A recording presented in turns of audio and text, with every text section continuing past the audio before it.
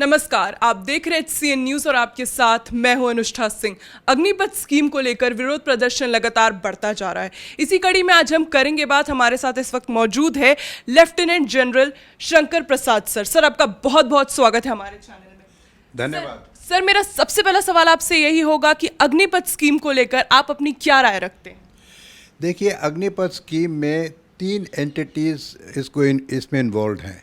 सबसे पहली सरकार, दूसरा वो व्यक्ति जो कि अग्निवीर में आना चाहता है, और तीसरी द आर्म्ड फोर्सेस। अब तीनों का अगर आप अलग अलग देखें तो हमारी समझ में क्लियरली आएगा कि किसका क्या मकसद है, क्या ऑब्जेक्टिव है, उसको क्या फ़ायदे हो रहे हैं, उसको क्या नुकसान हो रहा है। सबसे पहले सरकार को लीजिए। सरकार की इस समय सबसे बड़ी चिंता क्या है? सरकार की सबसे बड़ी चिंता जो सरकार ने शुरू में खुद कही है कि हमें जॉब क्रिएशन करनी है। देश में बहुत यंग आदमी विदाउट जॉब्स हैं, तो उनको जॉब देने के लिए कोई एवेन्यू खोलनी पड़ेगी, इसलिए एक जॉब क्रिएशन उनकी एक्ट है। दूसरा, उन्होंने ये कहा कि आजकल डिफेंस के पेंशन जो अमाउंट्स हैं वो बहुत बढ़ते चले जा रहे हैं। इस मारे हमारी मॉडर्नाइजेशन पे, कैपिटल बजट पे इफ़ेक्ट पड़ता है। तो इसकी जो पेंशन स्कीम्स हैं उसको देखकर हमें इसमें कुछ कटौती करनी है, कुछ पेंशन की जो खर्चा होता है उसको कम करना है। तीसरा, उनका सबसे बड़ा सवाल ये था कि फ़ौज की उम्र आज जो एवरेज 32 है उसको घटा के 26-27 के लगभग कर दी जाए, जिससे कि फ़ौज और वो कहते हैं लीन और मीन हो जाए। तीसरी बात और अगली बात वो ये कहते हैं कि अगर आज के ज़माने में टेक सेवी दुनिया चल रही है, टेक्नोलॉजी पे बहुत एम्फेसिस दिया जा रहा है, तो टेक्नोलॉजी को बढ़ाने के लिए, फ़ौज को और लीथल बनाने के लिए टेक्नोलॉजी का फ़ायदा होगा अगर हम अग्निवीर की तैयारी करेंगे। तो इस किस्म के 4-5 फ़ायदे सरकार ने देखे हैं, और उस लिहाज से ये स्कीम एक अच्छी स्कीम है। जिस तरह से पिछले 3 दिनों में एक वो आपने देखी प्रेस कॉन्फ्रेंस हुई है, रक्षा मंत्री की प्रेस कॉन्फ्रेंस हुई है, सर्विस चीफ्स की हुई है, सीनियर ऑफिसर्स की हुई है, उससे अब ये स्पष्ट क्लियर हो गया है कि अग्निवीर के फ़ायदे सरकार किस तरीके से देख रही है, क्या उसके फ़ायदे हैं। अब दूसरी बात जो रही, इसमें जो व्यक्ति आएगा, जो अग्निवीर बच्चा आएगा, जो यंग लड़का आएगा, उसका क्या ऑब्जेक्टिव है, वो क्या चाहता है। पहली बात तो आजकल वैसे ही रोज़गार की बहुत कमी है, तो एक व्यक्ति को रोज़गार की एवेन्यू खुल रही है, ये यंग मैन के लिए अच्छा है। दूसरा, यंग मैन के लिए वो सोचता है कि मैं 4 साल की अगर नौकरी कर लूँगा आर्मी के अंदर, तो मेरी कुछ ट्रेनिंग अच्छी हो जाएगी, मेरी पर्सनालिटी इम्प्रूव हो जाएगी, मेरा जनरल बिहेवियर इम्प्रूव हो जाएगा, डिसिप्लिन बन जाऊँगा, और इसके बाद चल के मुझे आगे नौकरी मिलनी चाहिए जिससे कि मैं अपने आप को लाइफ में सेटल कर सकूं। अब पेंशन की सर्विस तो रही नहीं, तो वो ये सोच रहा है कि अगर मैं अग्निवीर में जाता हूं तो मुझे इसके आगे क्या होगा। अभी जो दंगा फसाद हुआ उसमें ये बातें क्लियर नहीं हो पा रही थी कि अग्निवीर का होगा क्या। 4 साल की ट्रेनिंग के बाद वो कहाँ जाएगा, क्या करेगा, कैसे करेगा, इस पर बड़ी उनको आपत्ति हो रही थी। उसी की वजह से देश में इतना पथराव हुआ, उसी की वजह से देश में इतना नुकसान हुआ। खैर, उसकी बात अलग करेंगे कि नुकसान क्यों हुआ, कैसे हुआ और किसने कराया। लेकिन असली बात, मूल बात यह है देखने की कि क्या यंग आदमी जो आएगा उसकी एस्पिरेशंस पूरी होंगी कि नहीं होंगी।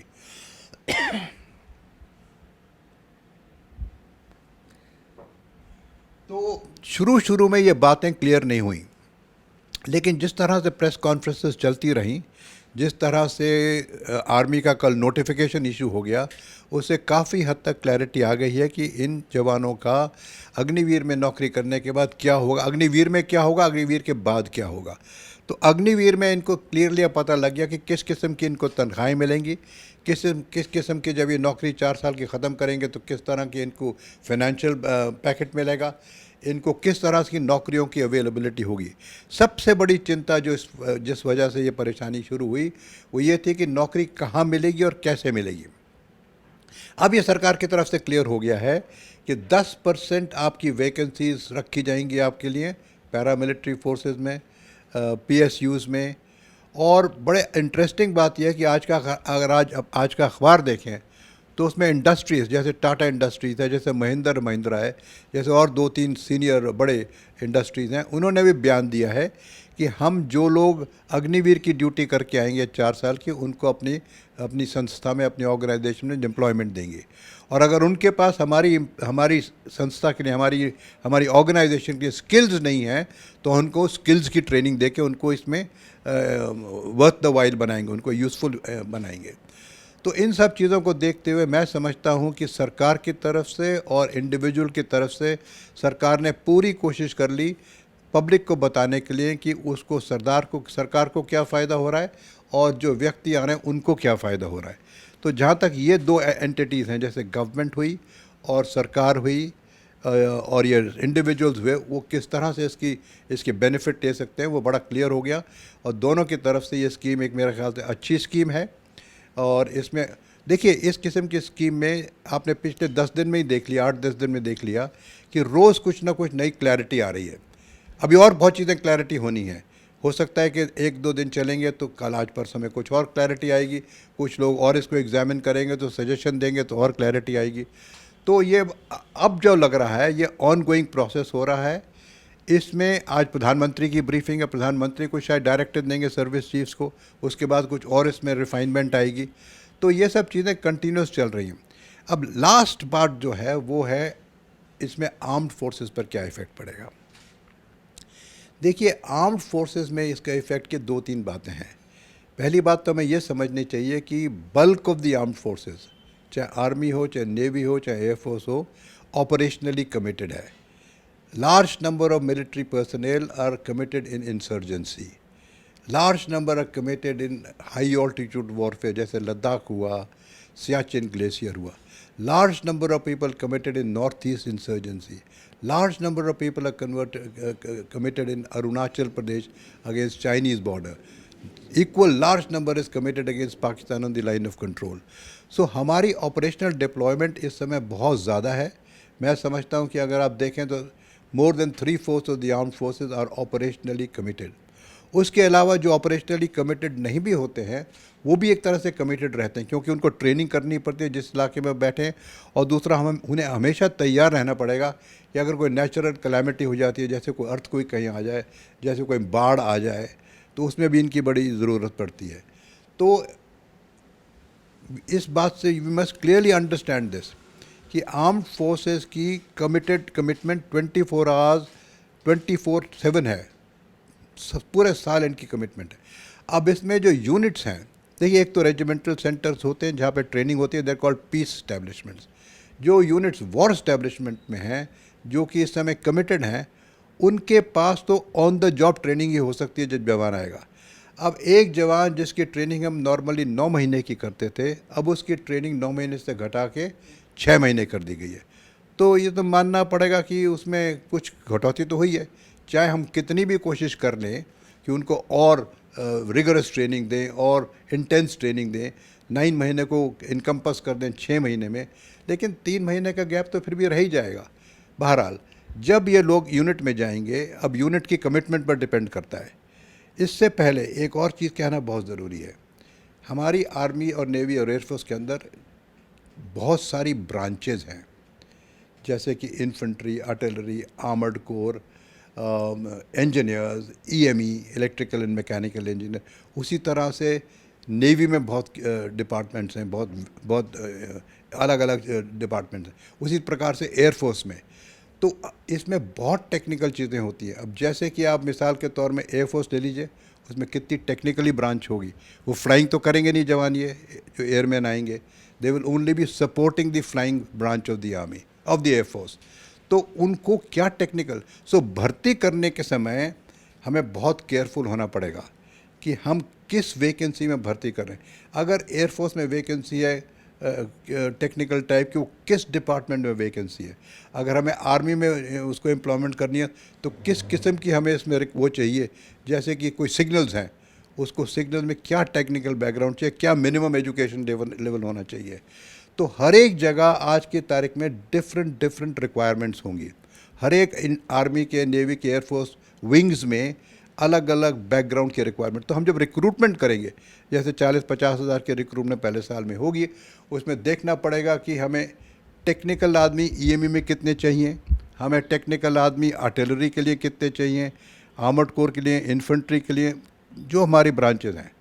तो रिक्रूटमेंट के टाइम में it is most important to lay down the minimum educational qualifications for each vacancy जो आकर होएगी, जिसमें हम लेंगे।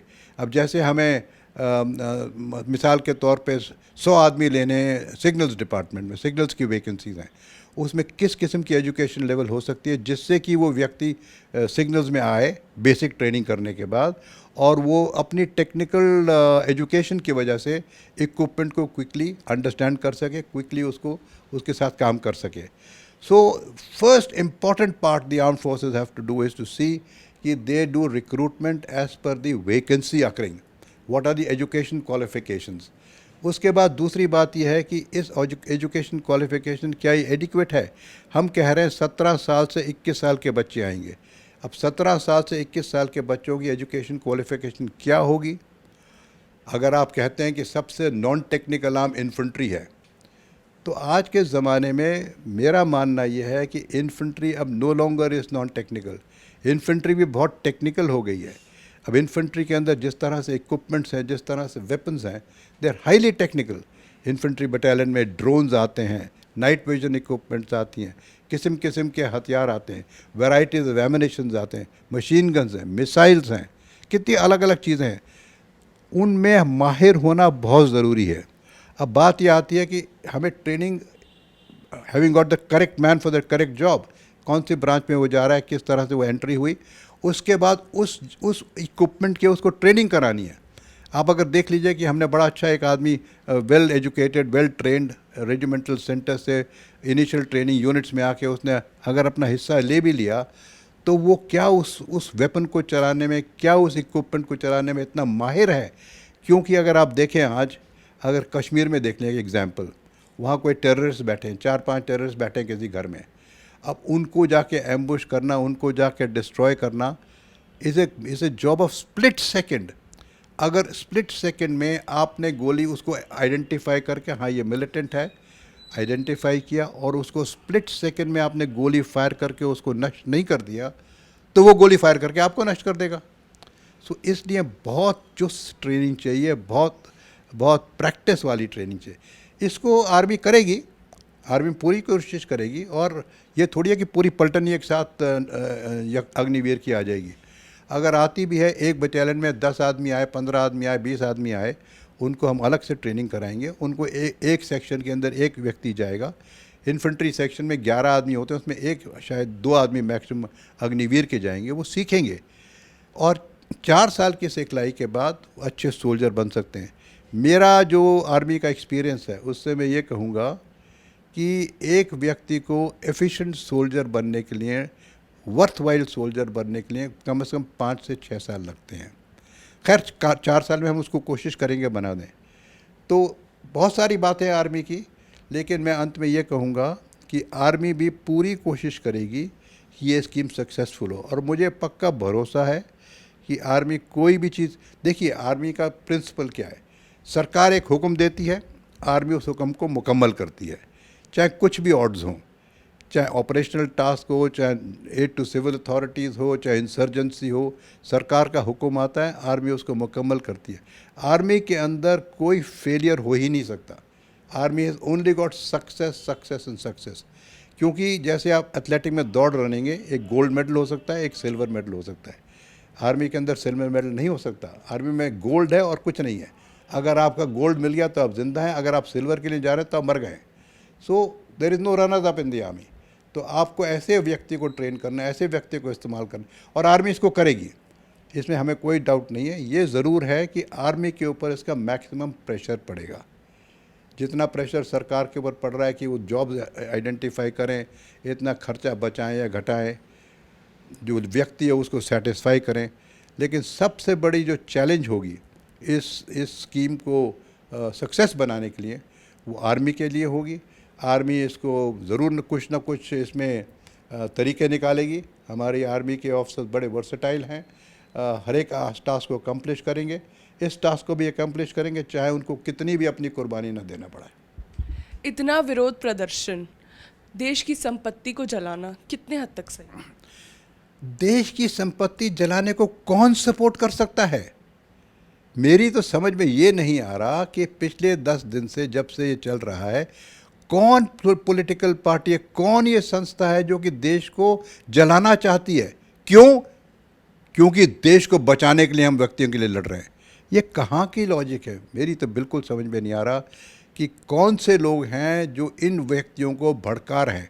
अगर आप टीवी में इमेजेस देखें तो आपको बच्चे देखेंगे उसे पत्थर फेंकते हुए, कोई 8 साल के कोई लड़कियाँ, यंग लड़कियाँ 5 साल की, 10 साल की, 15 साल की पत्थर फेंक रही। उन्हें तो आर्मी ज्वाइन नहीं करनी, और 40 साल के लोग पत्थर फेंक रहे हैं, उन्हें तो आर्मी ज्वाइन नहीं कर रही। तो ये कौन सी फोर्स है देश के अंदर?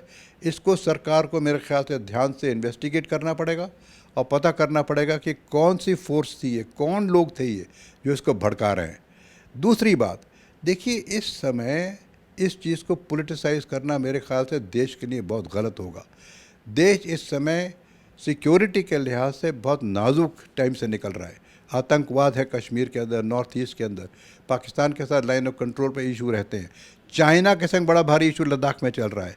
सो nation is facing a very critical security challenges. उस समय आप देश को जलाएं, ये कहाँ की तुक है? आई एम सॉरी, मेरी तो समझ में नहीं आता। फौज ने क्लियरली कल कह दिया कि जब हमको पता लगेगा इस व्यक्ति ने इस आंदोलन में हिस्सा लिया, पथराव में हिस्सा लिया, जलाने वलाने में कोई हिस्सा लिया, उसको किसी सूरत में हम आर्मी में भर्ती नहीं होने देंगे। एक हम उनसे सर्टिफिकेट लेंगे, पुलिस वेरिफिकेशन होगी। जब तक पुलिस वेरिफिकेशन नहीं होगी, पुलिस के संग से क्लियर चिट नहीं मिलेगी, तब तक आर्मी इनको फ़ौज में भर्ती नहीं करेगा। अगर ज़रा सी भी आशंका हुई कि इस व्यक्ति ने कुछ ना कुछ आंदोलन में हिस्सा लिया है, तो फ़ौज उसको कभी भी किसी हालत में भी इनरोल नहीं करेगी। 4 साल बाद 25% युवाओं को तो नौकरी मिल जाएगी, बाकी के 75% का क्या होगा सर? वो तो सरकार ने क्लैरिफाई दिया है ना। सरकार ने कहा है कि जो 4 साल नौकरी करके उस 25% नहीं आ पाए, तो जो बाकी बचे उनको हम 10% के रिजर्वेशन देंगे पैरामिलिट्री फोर्सेस में, पीएसयूज़ में, और सिविल जो इंडस्ट्री है उसके संग मिलाप करके वहाँ जॉब देंगे। तीनों ने यस बोल दिया इसको। अब वहाँ पे जाएंगे तो उसका एक और सवाल नया उठता है। वो सवाल ये है कि जो व्यक्ति अब मिसाल के तौर में सेंट्रल पैरामिलिट्री फोर्स में चले, जैसे बीएसएफ है, सीआरपीएफ, आईटीबीपी है, वहाँ ये पूरी नौकरी करेगा 58 साल तक। 21-22 में रिटायर हो गया तो 58 साल तक वहाँ नौकरी करेगा, पूरी तनख्वाह लेगा, वेरी गुड। उसके बाद ये पेंशन लेगा। तो जो पेंशन, ये तो है नहीं कि सीआरपीएफ में पेंशन नहीं मिलती, पेंशन तो सब सरकारी नौकरियों में मिलती है। तो जिस सरकारी नौकरी में भी इस व्यक्ति को लिया जाएगा 10% रिजर्वेशन के नीचे, उसको तो फिर पेंशन देनी पड़ेगी। लेकिन ज़्यादा लोग जो हैं वो मेरे ख्याल से इंडस्ट्री में उनको लेना पड़ेगा, अब्जॉर्ब करना पड़ेगा, बनस्पत इसकी कि सरकार अब्जॉर्ब करे। सरकार अब्जॉर्ब करेगी तो सरकार के खर्चे तो घटेंगे नहीं ना फिर। तो मैक्सिमम एफर्ट ये होना चाहिए कि इंडस्ट्री आउटसाइड द गवर्नमेंट, ये प्रधानमंत्री कई दफ़ा कह चुके हैं कि सरकारी नौकरी is not the only alternative to job finding. हर एक व्यक्ति सरकारी नौकरी में आना चाहता है, तो सरकार इतनी नौकरी कहाँ से दे सकती है? सरकार को तो खर्चे घटाने हैं। तो job creation is in industry, जैसे कि इंफ्रास्ट्रक्चर डेवलपमेंट हो रहा है, उसमें जॉब्स क्रिएशन होंगे, कोई इंडस्ट्री बन रही है उसमें जॉब क्रिए, वहाँ पे इन लोगों को अगर सरकार के संग उन इंडस्ट्री के साथ मिलाप होता है और वहाँ इनको जॉब मिलती है, तो that will be a better option for them as well as for the government. Agnipath scheme को लेकर ऐसे कोई 4 फायदे हमारे चैनल के माध्यम से बताइए जो हमारे युवाओं को समझना बहुत ज़रूरी है। क्या संदेश देना चाहते हैं? देखिए, सबसे बड़ा फ़ायदा तो है, एक युवा जो है, if he is reasonably educated, education तो बहुत ज़रूरी है, उसको पहले करनी पड़ेगी, लेकिन जब एजुकेटेड यंग मैन आर्मी के अंदर आएगा तो हमारी सिखलाई से उसकी बनावट, उसकी सूरत बदल जाती है, उसकी बॉडी के सिस्टम बदल जाएगा। वो पीटी करेगा, ड्रिल करेगा, वो वेपन ट्रेनिंग करेगा, वो पेट्रोलिंग करेगा, उससे सेल्फ कॉन्फिडेंस बढ़ेगा, उसको स्किल्स आएंगी, उसको एक प्रेरणा मिलेगी कि मैं किस तरह से अपने आप को बढ़ा सकता हूँ। तो it is a good service. 4 years army में 4 साल रहने के बाद बंदा बन जाता है, ऐसे हम कहते हैं। So he will become a better man, discipline हो जाएगा। हो सकता है कि बाहर जाके डिसिप्लिन को अच्छा करे, देश का पूरा डिसिप्लिन बढ़े किसी तरह से। और साथ साथ मैं ये भी कहूँगा कि मुझे लगता है कि इसी स्कीम के साथ साथ एक आध बातें और निकलेंगी जैसे हम आगे चलेंगे, कि शायद नेशनल एनसीसी को बढ़ोतरी दी जाए, एनसीसी को कंपलसरी कर दिया जाए स्कूल में, जिससे कि जो व्यक्ति आर्मी में नहीं भर्ती हो सकता अग्निवीर में भी, उसको कम से कम एनसीसी के ज़रिए कुछ डिसिप्लिन सिखाया जाए। आज की तारीख में बहुत जगह एनसीसी कंपलसरी नहीं है, तो मैं समझता हूँ एनसीसी को कंपलसरी करना भी इसके साथ जोड़ना चाहिए। उसमें अग्निवीर को भी कुछ पॉइंट्स मिलने चाहिए, उसमें एनसीसी के भी कुछ पॉइंट, उससे देश के जो यंग पॉपुलेशन है वो बेटर डिसिप्लिन होगी। बहुत बहुत शुक्रिया सर आपका। हमारे साथ इस वक्त मौजूद थे शंकर प्रसाद सर, जिन्होंने अपनी व्यक्तिगत राय बताई, जो कि खुद आर्मी के एक बड़े पद से रिटायर्ड थे। उन्होंने हमारे देश के युवा को संदेश देना चाहा है कि ये आक्रोश को कम करे और आगे बढ़कर कुछ अच्छा देश के लिए करे। आपका बहुत बहुत शुक्रिया सर। वीडियो जर्नलिस्ट साहिल सैनी के साथ मैं अनुष्ठा सिंह, दिल्ली।